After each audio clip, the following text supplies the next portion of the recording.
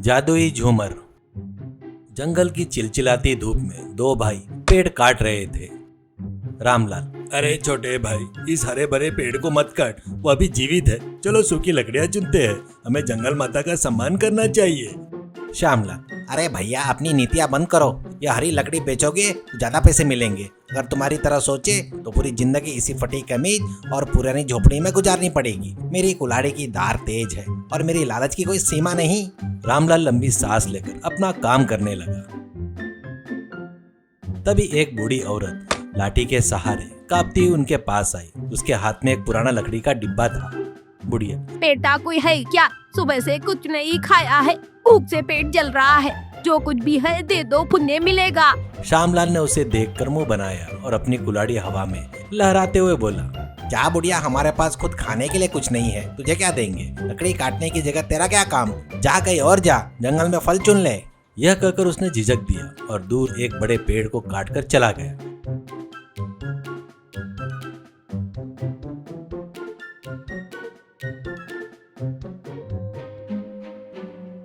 रामलाल ने तुरंत कुल्हाड़ी एक जगह पर रखी।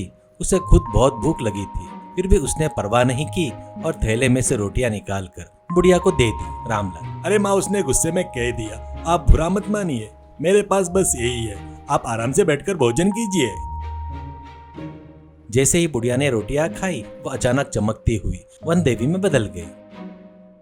पेड़ काट रहे श्यामलाल को वो रोशनी दिखाई नहीं दी और कुल्हाड़ी के शोर में आवाज भी सुनाई नहीं दी।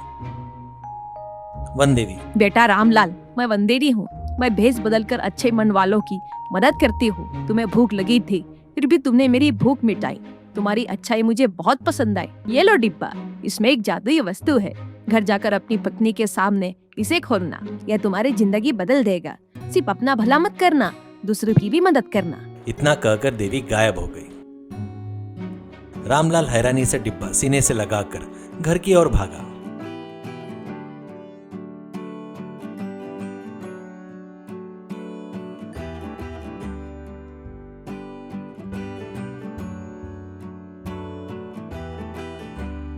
तभी श्यामलाल लकड़ियां ढोते हुए वहां पर आया। श्यामलाल, अरे भाई कहाँ गया और वह बुढ़िया कहाँ गई?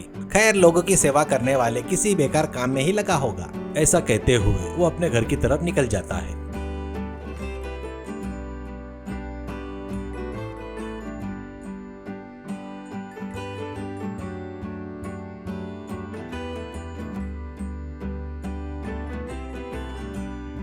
रामलाल अपनी झोपड़ी पर पहुंचा। रामलाल, अरे शांति, जल्दी बाहर आओ, जल्दी से एक अजूबा हुआ है। एक देवी ने मुझे डिब्बा दिया है।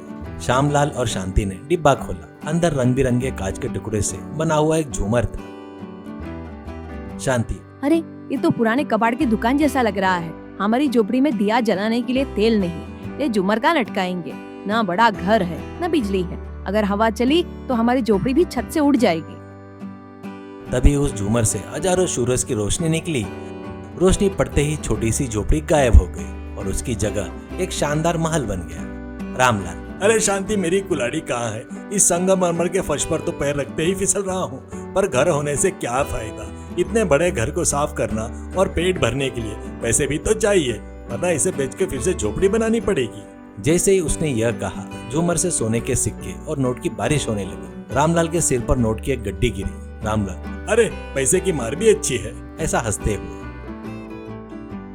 रामलाल के डाइनिंग टेबल पर गर्मा गर्म पकवान और मिठाइयां आ गई। रामलाल, अरे शांति, ये कोई साधारण झूमर नहीं है, एक जादुई झूमर है। हम जो भी मांगेंगे वो देगा, पर याद रखना, ये सिर्फ हमारे लिए नहीं, गांव के गरीबों के लिए भी, भूख मिटाने के लिए भी इसका इस्तेमाल करेंगे। ऐसा कहते हुए खाना खाते हैं। रात का समय था। श्यामलाल अपनी पुरानी खाट पर पड़ा था। बाहर रोशनी देखकर उसने खिड़की से झांका। भाई की झोपड़ी की जगह महल देखकर वो दंग रह गया।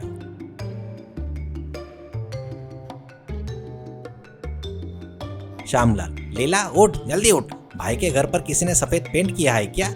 नहीं, वह तो संगमरमर का महल है। क्या भाई की लॉटरी लग गई? लीला, अरे भाई ने तो बड़ा प्लान बनाया है, रातों रात घर बदल लिया। चलो देखते हैं क्या चक्कर है। श्याम और लीला चुपके से रामलाल की खिड़की के पास गए और वहाँ पर खिड़की में से झांककर देखते हैं। अंदर रामलाल लड्डू खाते हुए झूमर के बारे में बात कर रहा था। रामलाल, इस जादुई झूमर के पुण्य से हमें सब कुछ मिला है शांति, पर शाम को पता चले तो वो इसे बाजार में बेच देगा, सावधान रहना।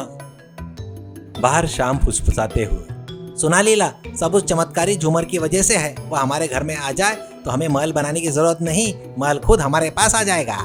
लीला, हाँ शाम, उसके सोने के बाद इसे चोरी कर लेते हैं। भाई वैसे भी गहरी नींद में सोते हैं ना।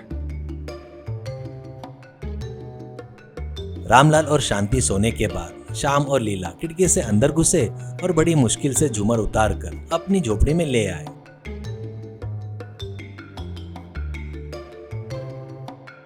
और शाम की झोपड़ी में से आधी रात को श्याम और लीला झूमर को अपने पुराने झोपड़ी में एक लकड़ी पे लटका देते हैं। शाम, वो जादुई झूमर मेरे भाई को जो दिए हैं वो छोटे सिक्के थे। मुझे 1-1 किलो वजन के सोने के ईंटें चाहिए, बेशुमार पैसा चाहिए और इस झोपड़ी की जगह 5 मंजिला इमारत चाहिए। झूमर अचानक गुस्से से लाल हो गए और गुरगुर की आवाज करने लगा। लीला, शाम, एक कुत्ते जैसा आवाज क्यों कर रहा है? ऐसा कहते वक्त तभी झूमर में से सोने की जगह सैकड़ों सांप और बिच्छू बरसने लगे। एक बिच्छू शाम की नाक पर गिर गया। शाम, अरे बाप रे, सांप बिच्छू बचा लो। लीला, मेरी नाक पर कुछ रेंग रहा है, भागो। लीला, मेरे बालों में भी कुछ घुस गया है। शाम, बचाओ बचाओ बचाओ भैया। वो डर के मारे घर से बाहर भागे। झूमर खुद हवा में उड़कर एक छोटी चिड़िया जैसा बना और उड़कर वापिस रामलाल के बंगले में चला गया। सड़क पर रोते हुए श्याम और लीला के पास रामलाल और शांति दौड़ते हुए आए। रामलाल, अरे छोटे भाई, क्या हुआ? तुम सड़क पर नागिन डांस क्यों कर रहे हो? श्यामलाल रोते हुए पैरों पर गिर गया। मुझे माफ कर दो भैया, झूमर देखकर लालच आ गया था। उसे चोरी किया तो उसमें सोने की जगह सांप से डसवा दिया। हमें अपनी गलती समझ में आ गई। लीला, दीदी, हमारे लालच की वजह से हमने आपकी चीज चुराई।